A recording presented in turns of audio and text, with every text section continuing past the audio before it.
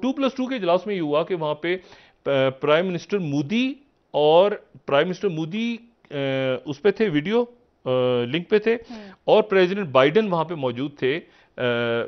President Biden वहां पे थे और उनके साथ बैठे हुए थे जयशंकर, ऑस्टिन लॉयड, और उनके साथ बैठे हुए थे। 2+2 है ना, तो ऑस्टिन लॉयड हो गए, जयशंकर हो गए, और टोनी ब्लिंकन हो गए, और राजनाथ सिंह। ओवरऑल ये जो 2+2 का मैं देख रहा था, जो ज्वाइंट कम्युनिके भी आया है, जिसमें साइंस, टेक्नोलॉजी, साइबर स्पेस के ऊपर बात हुई है, हेल्थ के ऊपर बात हुई है, डिफेंस एंड सिक्योरिटी के ऊपर बात हुई है, काउंटर टेररिज्म, काउंटर नारकोटिक्स पे बात हुई है। और मैं समझता हूँ कि बीच में जारी बात है, पाकिस्तान का भी जो खड़का दिया जिक्र उन्होंने, मैं देख रहा हूँ इसमें जो counter terrorism and counter narcotics का जिक्र है, तो उसमें मेरा ख्याल है डायरेक्ट पाकिस्तान का नाम तो नहीं आया, लेकिन वो जारी बात है वो तंजीमें जो नहीं, नाम भी आया हुआ है, जो है वो नाम भी आया हुआ है। लेकिन ऐसा नहीं होता कि बीजेपी और कांग्रेस के लोग लंदन में लड़ रहे हैं आपस में, ऐसा कभी भी नहीं होता, क्योंकि उनके ओवर जो बाहर जाते हैं तो वो इंडियंस होते हैं सारे। नरेंद्र मोदी जी और Joe Biden president of the US, उनके बीच एक वर्चुअल मीटिंग हुई। क्या बातें हुई वहां पर? जो तारीफ हो रही है जयशंकर इनके जो फॉरेन मिनिस्टर की, वो ये इसलिए हो रही है कि उन्होंने वहां पे स्टांस लिया कि नहीं, ये यूरोप की लड़ाई आप यहाँ पे ना लेकर आए, यूरोप का मसला है। नमस्ते दोस्तों, जय हिंद। हिंदुस्तान स्पेशल में आपका स्वागत है दोस्तों। भारत और अमेरिका में 2+2 डायलॉग में कई समझौतों पर हस्ताक्षर किए गए, और इससे बढ़कर मोदी और बाइडेन के बीच हुई इतनी पावरफुल मीटिंग से पाकिस्तान हैरान परेशान है। इस मीटिंग में प्राइम मिनिस्टर मोदी ने वर्चुअल स्पीच दी, वहीं प्रेसिडेंट बाइडेन के साथ उनके सभी उच्च अधिकारी मौजूद थे। इस 2+2 डायलॉग में जहां कई समझौते हुए, वहीं भारत और अमेरिका ने अंतरिक्ष में स्थिति को लेकर जागरूकता संबंधी एक द्विपक्षीय समझौते पर हस्ताक्षर किए, जिससे दोनों देशों के बढ़ते हुए रक्षा सहयोग में एक नया अध्याय जुड़ा है। इस मौके पर लॉयड ऑस्टिन ने कहा कि मुझे घोषणा करते हुए प्रसन्नता हो रही है कि इस समझौते से भारत और अमेरिका को अंतरिक्ष के क्षेत्र में सहयोग और सूचनाओं का आदान प्रदान करने में मदद मिलेगी। अब इस डेवलपमेंट से पाकिस्तानी मीडिया सख्ते में है। तो चलिए दोस्तों, आज की वीडियो की तरफ चलते हैं। Thank you so much. देखिए, 2+2 का जो इजलास हुआ है, 2+2 का इजलास हुआ है, एक ऐसा इजलास जिसमें वाशिंगटन में जो वजीर खारजा हैं इंडिया के, जयशंकर मौजूद थे, और राजनाथ जो उनके वजीर दिफा हैं, राजनाथ सिंह जी, वो मौजूद थे, और साथ उनके ऑस्टिन लॉयड और मौजूद थे टोनी ब्लिंकन। ये 2+2 जो है, ये जापान के साथ, रशिया के साथ, ऑस्ट्रेलिया के साथ, 3 मुल्क तो हो गए ना जो क्वाड के हिस्सा हैं, और और रशिया, जापान, ऑस्ट्रेलिया और अमेरिका, ये यानी 4 मुल्कों के साथ कर रहा है, जिसमें 3 मुल्क क्वाड के हैं। लेकिन ये जो मीटिंग वहां पे हुई, ये तस्वीर पुरानी है, ये तस्वीर नहीं है। क्वाड की पिक्चर्स अलग हैं। क्वाड का इजलास जो कल हुआ है, उस क्वाड के क्वाड नहीं, जो ये 2+2 का इजलास हुआ है, 2+2 के इजलास में ये हुआ कि वहां पे प्राइम मिनिस्टर मोदी और प्राइम मिनिस्टर मोदी उस पे थे, वीडियो लिंक पे थे, और प्रेसिडेंट बाइडन वहां पे मौजूद थे।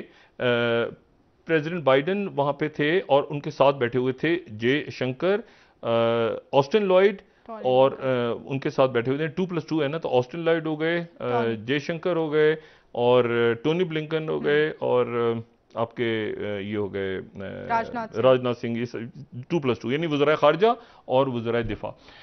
और वहां पर जो असल बात हुई वो ये हुई कि उन्होंने कहा कि आप, ये रशिया के ऑयल के ऊपर बात हुई कि रशिया का ऑयल ले रहे हैं, और ये सख्त सवाल भी हुए टोनी ब्लिंकन।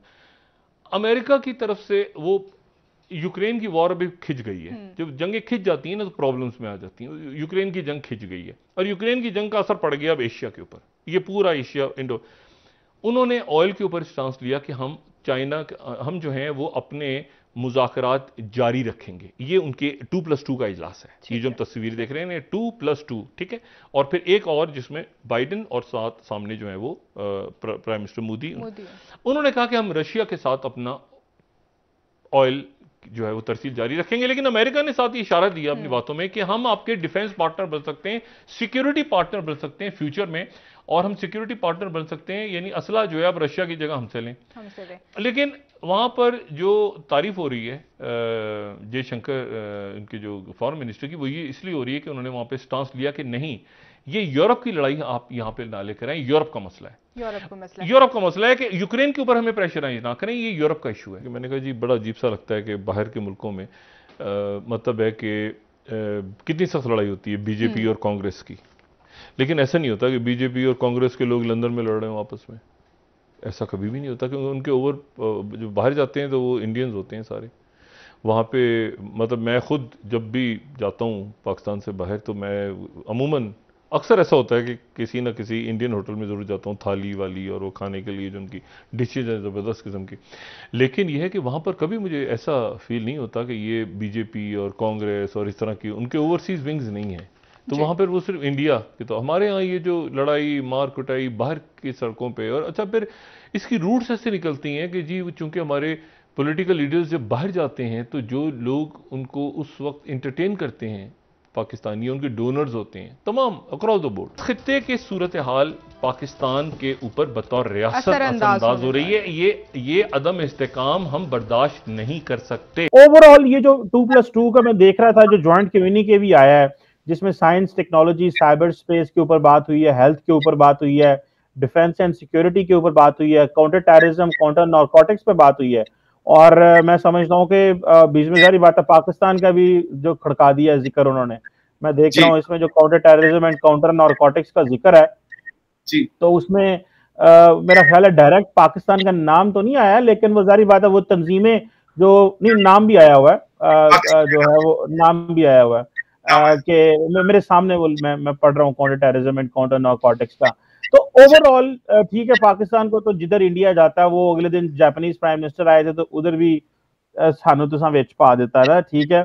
अब वो चीजें, टाइम गुजर गया, मामलात गुजर गए, पाकिस्तान उस फेज से आगे निकल गया, तो लेकिन फिर भी जो इंडिया वो फॉलो कर रहा है। चले मैं यही आपसे सवाल पूछ रहा हूँ, जब हाफिज सईद को सजा हो गई, आपको पता है सुमित भाई रिसेंटली, ठीक है, हाफिज सईद को सजा हो गई 31 साल या 33 साल, वो जो सजा हो गई जी, इंफ्रास्ट्रक्चर टोटली डिसमेंटल है, there is nothing which is left, कोई पाकिस्तान से वहां पे नहीं जा रहे। सो इंडिया क्या समझता है कि if they will keep targeting Pakistan, they will keep asking international community के जो है वो करें, तो इससे क्या जो है वो मैसेज जाएगा? पाकिस्तान पे प्रेशर डालना चाहते हैं, आइसोलेट करना चाहते हैं, जबकि इन लोगों का इंफ्रास्ट्रक्चर डिसमेंटल है और लीडरशिप को सजाएं हो गई हैं। How do you read this? आप हमें कैसे एक्सप्लेन करेंगे? देखिए, आज शहबाज शरीफ साहब ने एक ट्वीट किया था, मोदी जी ने रिस्पॉन्ड किया, फिर मोदी जी ने थैंक यू किया, उन्होंने भी थैंक यू किया। आज एक पॉजिटिव शुरुआत हुई, बिकॉज मोदी जी का ये मानना है कि भाई जो शहबाज शरीफ साहब है ये एक पॉलिटिशियन है, ये 3 बार सीएम रह चुके हैं, नवाज शरीफ साहब के भाई हैं, जरदारी भुट्टो, ये सब कंबाइन है, कम्बो आया आपकी बार पाकिस्तान में, जो पहले ट्रेडिशनल राइवल से वो एक कम्बो होके आए हैं, तो एक पॉजिटिव सिग्नल गया है। अब आप हाफिज सईद को बोलते हैं वो जेल में है, देखिए चीमा साहब पहले भी वो जेल में था, आपके ये लकवी भी तो जेल में थे, और वहां आप पाकिस्तान की जेल में एक बहुत बड़ी खसूसियत है जो दुनिया की किसी जेल में नहीं है। आपके जेल में ह्यूमन राइट्स बहुत है जी, उसके तो बच्चे पैदा हो गए वहां पे,